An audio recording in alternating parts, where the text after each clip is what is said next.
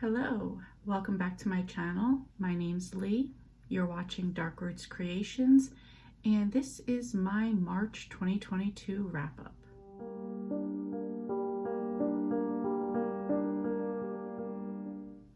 So for the month of March, I had quite a few readathons going on, including my own Goodfellas Readathon. Thank you to everybody who participated. If you got a bingo or just read one book, I appreciate you participating, and thank you so much. So let's start out with the Goodfellas Readathon and see how I did. I'm going to put a board, or the mini bingo board, right here so you could see what all the prompts were. I thought my best bet would be to get the middle row straight across, so that's what I was aiming for. And any books I read after that, I looked to see if they were applicable to any of the prompts. And if so, I made them work. So let's see. So first was 1990 when Goodfellas came out. And for this, you had to read a book published or set in the 90s. For this one, I picked The Night Shift by Alex Finley. It actually starts out on New Year's Eve, 1999. I really enjoyed this book. It took place in New Jersey, very close to where I live. So that kind of added to the story a little bit for me. I really enjoyed the dual timelines of this book, and I gave this one 5 stars. Next up was The Center Spot crime drama, a book with a murder in it. Well, considering I read a lot of cozy mysteries and thrillers, there's bound to be a murder. For this one, I chose Now and Then by Daly. This is in the Inn at Castaway Bay series. It is a cozy mystery. It is not the first book in the series, so I don't want to give away too much of what happens. But I talk about these Daly books all the time, so you've probably heard me talk about them already. I gave this one 4 stars.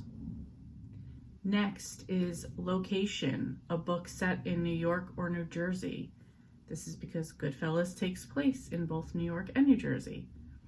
So for this one, I chose Brat, an 80s story by Andrew McCarthy. This is a memoir of the 80s portion of his life, in which he mostly did and still does live in New York City. So this was the perfect one. I was interested in reading this book as well, and I gave this one 3 stars. So that completed my first prompt. I got this straight across, so anything else for me was a bonus. Next up was mob related, because obviously Goodfellas is about the mafia. So for this one, I chose Outdoors, Oars, and Oaths by Tanya Kappas. This is part of her Campers and Criminal series. This one had to do with a diamond, a stolen, missing diamond, and there's actually a diamond mafia in this book, so it worked out perfectly. I gave this one 3.5 stars. Next was Billy Bats, someone in jail or just got out of jail. For this, I picked Boxes in the Basement by Daly. This is the first in the Inn at Holiday Bay series. I don't want to reveal anything because the jail part is a part of the mystery, so in the crime, so I don't want to give anything away here. I was excited to start to get into this series because this is a big part of my Serious About Series challenge for the year. And Daly did not disappoint again. I gave this book 4 stars. Jimmy, a book that involves a heist. For this one, I chose I Tell You I Love You, But Then I'd Have to Kill You by Allie Carter. This is the first book in the Gallagher Girl series. And this is about a group of girls at a school who go to a spy school. So of course there's plenty of heist and sneaking around in this series. I actually love this whole series. I will probably go on about it quite a bit throughout this video, but I gave this one 4 stars. and Tommy, a book with a loose cannon character. For this, I picked Out of Sight, Out of Time by Ali Carter, also part of the Gallagher Girls series. I believe this was number 4 or 5. And in this one, they do something to one of the girls to kind of mess with her mind to make her a loose cannon, as well as the big bad of the series is also quite a loose cannon. And I don't want to say anything more because there's quite a few twists that go on with that as well. Unfortunately, this was not my favorite of the series, probably my second to least favorite, but I still gave it 3.5 stars, so it wasn't bad. So as you can see, I got 3 bingos off this, across, straight across, diagonal, and down, plus an extra one. Really excited for this, and again, thank you to everybody who participated. I will be doing another readathon in May, so stay tuned for that. Okay, next up was the Game of Tomes readathon, and we were following the main quest this time. I am part of House Stark, and each house had their own individual prompts. So a lot of these were really easy because they doubled up for a lot of the Goodfellas Readathon.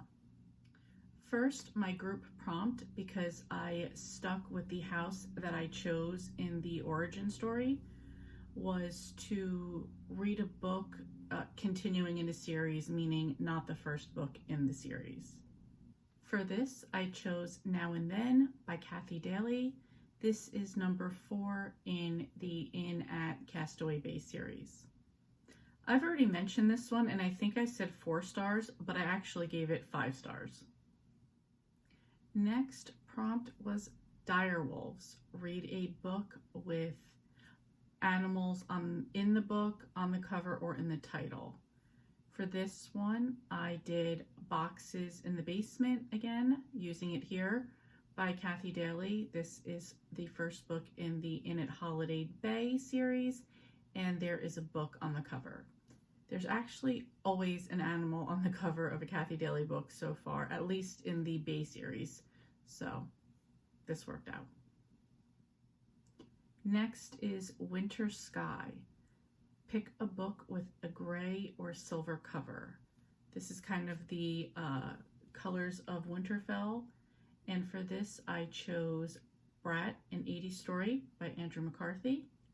As you can see, the cover's kind of got that black and white grayscale look to it. And again, I gave this book 3 stars. We have John. Read a book about travel. For this, I did The Train to Impossible Places by P.G. Bell. It was okay. I was hoping I was going to get more into it. Maybe I just wasn't feeling it at the time. It is a trilogy, so I do plan on reading the other 2 books, hopefully in May. But for this one, I gave it 3 stars. And last is Arya. Read a book about someone in training. Arya is my favorite character. I don't know if even just in Game of Thrones or in its entirety. I love Arya. I always have. I would happily admit that I had a shrine of her at my desk at work. So, favorite character ever. And for this one, a book in training, I doubled up again and used I'd Tell You I Love You, but Then I'd Have to Kill You by Ali Carter, first in the Gallagher Girls series. This is about girls at a spy school, so there is plenty of training that goes on. Again, I gave this book 4 stars. And that is it for Game of Tomes. I really enjoyed doing this one. I love the world George R.R. Martin created. I, hope that he finishes his books. I'm not holding my breath for that. There is, just playing off of this readathon, there is the prequel series by HBO that will be coming out. I believe they said in August. So if anyone is interested and doesn't know yet, that should be coming out. I want to say August 21st. I could be wrong on that part though, but there you go. this was a lot of fun, and I hope that the girls do it again next year. Okay, a few of my monthly things that I normally keep up on is the Killing Time with Cozies scavenger hunt pick. And this was pick a favorite punny title of a book. I was planning on reading Doom and Broom. I didn't wind up reading that. And honestly, of the cozy mysteries I read, I thought the titles were a little bit boring. But I did love all of the Gallagher Girls titles. They're not cozy mystery, but they are mystery, so I had fun with those. But I feel like that doesn't really complete the prompt, so I kind of failed at this one this month. Sorry. Next is my thriller of the month. Trying to stick with reading at least one a month, and for this month I did The Night Shift by Alex Finley, which I've already talked about, and I gave 5 stars. And next would be Rachel Fryman's Golden Girls Readathon, and the prompt for March was a book with girl in the title. For this, I decided to go with, again, tripling up now, I'd Tell You I Love You, But Then I'd Have to Kill You by Allie Carter, because this is the Gallagher Girls series. So again, gave this one 4 stars. I almost forgot I had another readathon in here. This is the March gear up for Orilium Academy, the Magical Readathon. And for this, we were doing our Legacy and our Conduit. For the Legacy, I picked the Monocle of Vigilance, and this was to read a thriller. You're already tired of hearing about it, but this was The Night Shift by Alex Finley. And then for my Conduit, which I guess is like the magical tool you use, like a wand, for me, I wanted to specifically have a sword with a yellow jasper in the hilt, because those were 2 different prompts. I read 2 books for this. For the sword, it was read a book with a blade on the cover. For this, I was able to use Outdoors, Oars, and Oaths by Tanya Kappas, which I've already discussed, because there is a blade on the cover, like an axe.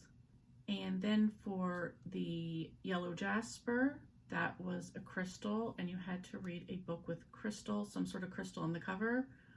For this, I read Jade War by Fonda Lee. This is the 2nd book in the Greenbone saga, and I gave this book 4 stars. Don't really want to talk about it because it's a middle book, so it would spoil anything I said. So if you've read it, and I see a lot of people have, you already know what I'm talking about. If not, I think it's a great series so far. I would suggest and recommend reading it. And last, but definitely not least, is March Mystery Madness. And this is a month of just reading as many mysteries as you can. There are a ton of subgenres for mysteries, so I'm just going to kind of list the titles here and the author and what I rated them. So, first up is Now and Then by Kathy Daly. This is part of the Inn at Castaway Bay series, and I gave this one 5 stars. Next was The Spies That Bind. This was the prequel novella to the Gallagher Girls series. I gave this one 4 stars. Next was Outdoors, Oars, and Oaths by Tanya Kappas. This is part of the Campers and Criminal series. I gave this one 3.5 stars. Next is I'd Tell You I Love You, But Then I'd Have to Kill You by Allie Carter. This is part of the Gallagher Girls series, and I gave it 4 stars. Next up was Santa Who by Kathy Daly. This is part of the Inn at Gooseberry Bay series, and I gave it 4 stars. Next is Cross My Heart and Hope to Spy by Allie Carter, part of the Gallagher Girls series, and I gave this one 4 stars. Next up, we have Boxes in the Basement by Daly. This is the first book in the Inn at Holiday Bay series, and I gave this one 4 stars. Then we have Letters in the Library, also by Daly. This is number 2 in the Inn at Holiday Bay. I also gave this one 4 stars. Number 3 in that same series is Message in the Mantle. I gave this one 5 stars, absolutely loved it. Next, we go back to the Gallagher Girls series, and we have Don't Judge a Girl by Her Cover. I gave this one 4 stars. Then I continued in that series and read Only the Good Spy Young. I gave that 3.5 stars. Next, I read the novella that comes in that Gallagher Girls series next, which was Classified Material, and I gave that 4 stars. Then I went back to the Inn at Holiday Bay and read Answers in the Attic, and I rated that 4 stars. Finally, we finished out the rest of the month with the Gallagher Girls series, Out of Sight, Out of Time, which I gave 3.5 stars, and United We Spy, which was the final book in the series, and I gave that 3 stars. Definitely the weakest of the series, not necessarily because it was ending, I just really wasn't feeling the way that book went.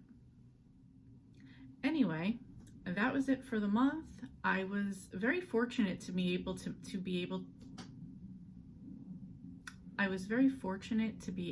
make a lot of the books work across all of the readathons, which really helped me out.